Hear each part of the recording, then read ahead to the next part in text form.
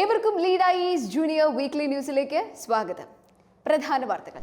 ഹാരപ്പൻ സിവിലൈസേഷന് 5000 വർഷങ്ങൾക്ക് മുൻപുള്ള മനുഷ്യവാസത്തിന്റെ തെളിവുമായി IIT Gandhinagar.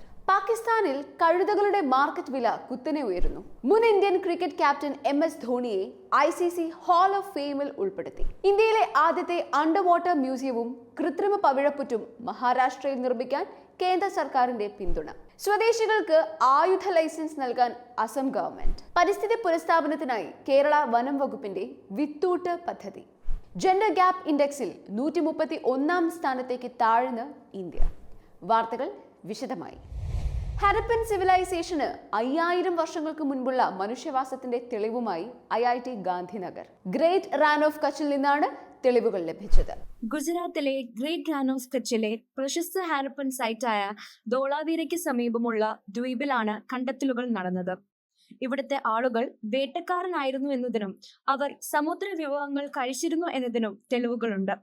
Carbon dating, accelerator, mass spectrometry ഉപയോഗിച്ച് ഈ വാസസ്ഥലം ഹാരപ്പൻ കാലഘട്ടത്തേക്കാൾ 5000 വർഷം പഴക്കമുള്ളതാണെന്ന് ഗവേഷകർ സ്ഥിരീകരിച്ചു. പാകിസ്ഥാനിൽ കഴുതകളുടെ മാർക്കറ്റ് വില കുത്തനെ ഉയരുന്നു. കാരണമാകുന്നത് ചൈനീസ് മെഡിസിന് വേണ്ടിയുള്ള എജിയാവോ ശേഖരണം. പരമ്പരാഗത ചൈനീസ് വൈദ്യത്തിൽ ഉപയോഗിക്കുന്ന ഒരു ജലാറ്റിനാണ് എജിയാവോ.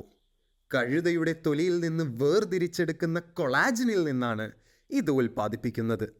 പ്രതിരോധശേഷി മെച്ചപ്പെടുത്തൽ, ട്യൂമറിൻ്റെ വളർച്ച തടയൽ തുടങ്ങിയ ജൈവശാസ്ത്രപരമായ ഗുണങ്ങൾ കാരണം ഇത് ക്ലിനിക്കുകളിൽ വ്യാപകമായി ഉപയോഗിക്കുന്നുണ്ട്. ഈ കൊളാജനെ ഔഷധ സസ്യങ്ങളുമായും മറ്റു ചേരുവകളുമായും കലർത്തി സൗന്ദര്യവർദ്ധക ഗുളികകളും മറ്റു വസ്തുക്കളും കൂടി ചൈനയിൽ നിർമ്മിക്കുന്നുണ്ട്. ചൈനയിലേക്ക് ഈ കൊളാജൻ കയറ്റുമതി നടത്താനായി വൻതോതിൽ കഴുതകളെ ഉപയോഗിക്കുകയാണ് പാകിസ്ഥാൻ. ഏറ്റവും കൂടുതൽ കഴുതകൾ വസിക്കുന്ന രാജ്യങ്ങളുടെ പട്ടികയിൽ എത്യോപ്യയ്ക്കും സുഡാനും പിന്നിലാണ് പാകിസ്ഥാൻ. മുൻ ഇന്ത്യൻ ക്രിക്കറ്റ് ക്യാപ്റ്റൻ MS ധോണിയെ ICC ഹാൾ ഓഫ് ഫെയിമിൽ ഉൾപ്പെടുത്തി. ഈ ബഹുമതി ലഭിക്കുന്ന 11ാമത്തെ ഇന്ത്യൻ ക്രിക്കറ്ററാണ് ഇദ്ദേഹം. അന്താരാഷ്ട്ര തലത്തിൽ ക്രിക്കറ്റിൽ ഏറെ സംഭാവനകൾ നൽകിയ മികച്ച കളിക്കാർക്ക് ICC നൽകി വരുന്ന അഭിമാനകരമായ അംഗീകാരമാണ് ഹാൾ ഓഫ് ഫെയിം. 2004 അരങ്ങേറ്റം കുറിച്ച ധോണി 2007 ഇന്ത്യയുടെ ക്യാപ്റ്റനായി ചുമതലയേറ്റു. 2007 T20 ലോകകപ്പ്, 2011 ഏകദിന ലോകകപ്പ്, 2013 ചാമ്പ്യൻസ് ട്രോഫി എന്നിവയിൽ ഇന്ത്യൻ ടീമിനെ കിരീടങ്ങളിലേക്ക് നയിച്ചതും അദ്ദേഹമാണ്.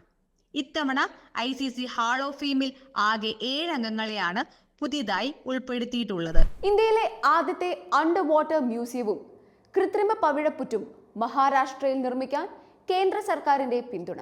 നിർജീവമാക്കിയ യുദ്ധക്കപ്പലായ INS ഗുൽദാറിന് ചുറ്റുമാണ് പദ്ധതി. സമുദ്ര സംരക്ഷണം ഉറപ്പുവരുത്തുക, ടൂറിസം പ്രോത്സാഹിപ്പിക്കുക, ഭാവിയിൽ അന്തർവാഹിനി ടൂറുകൾ കൊണ്ടുവരിക എന്നിവയാണ് ഇന്ത്യയിലെ ആദ്യത്തെ അണ്ടർ വാട്ടർ മ്യൂസിയത്തിന്റെ പ്രധാന നിർമ്മാണ ലക്ഷ്യം. മുംബൈയിൽ നിന്ന് 500 കിലോമീറ്റർ അകലെ നിവതി റോക്സിനടുത്താണ് ഈ പദ്ധതിയുടെ നിർമ്മാണം നടക്കുന്നത്.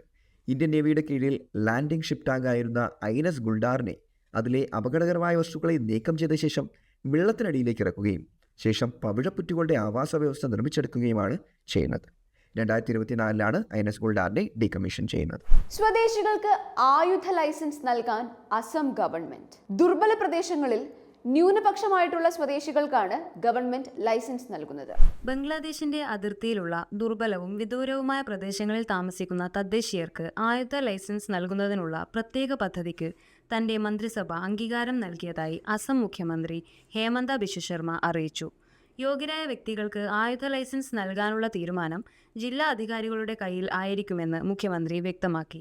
സ്വന്തം ഗ്രാമങ്ങളിൽ നിന്നു പോലും തദ്ദേശീയരായ ജനങ്ങൾ ആക്രമണ ഭീഷണി നേരിടുന്ന പശ്ചാത്തലത്തിലാണ് ഈ തീരുമാനം എന്നാണ് ഗവൺമെന്റിന്റെ പക്ഷം. എന്നാൽ ഈ തീരുമാനം ആയുധങ്ങളുടെ ദുരുപയോഗത്തിലേക്കും കൂടുതൽ കലാപങ്ങളിലേക്കും സംസ്ഥാനത്തെ കൊണ്ടെത്തിക്കുമെന്ന അഭിപ്രായവും ഉയരുന്നുണ്ട്. പരിസ്ഥിതി പുനഃസ്ഥാപനത്തിനായി കേരള വനം വകുപ്പിന്റെ വിത്തൂട്ട് പദ്ധതി. മനുഷ്യ വന്യജീവി സംഘർഷത്തിന്റെ ഭാഗമായി നടപ്പിലാക്കി വരുന്ന ഫുഡ് ഫോഡർ വാട്ടർ എന്ന ബൃഹത് പദ്ധതിയുടെ ഭാഗമാണ് വിത്തൂട്ട്. ലോക പരിസ്ഥിതി ദിനവുമായി ബന്ധപ്പെട്ട് കേരള വനം വകുപ്പിന്റെ ഒരു നൂതനമായ വനവൽക്കരണ ശ്രമമാണ് വിത്തൂട്ട്.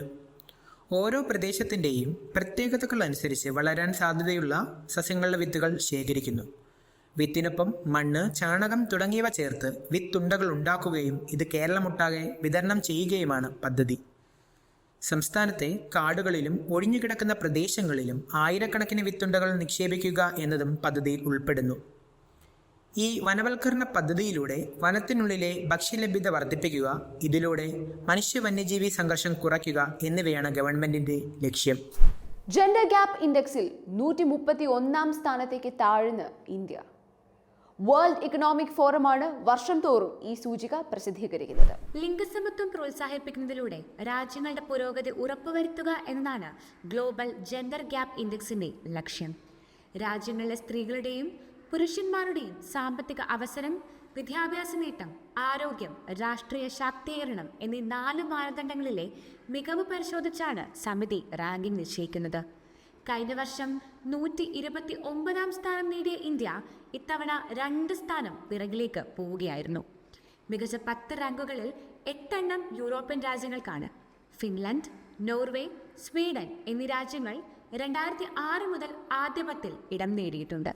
ഇതോടെ ഈ ആഴ്ചയിലെ വീക്ക്ലി ന്യൂസ് അവസാനിക്കുന്നു. നന്ദി, നമസ്കാരം.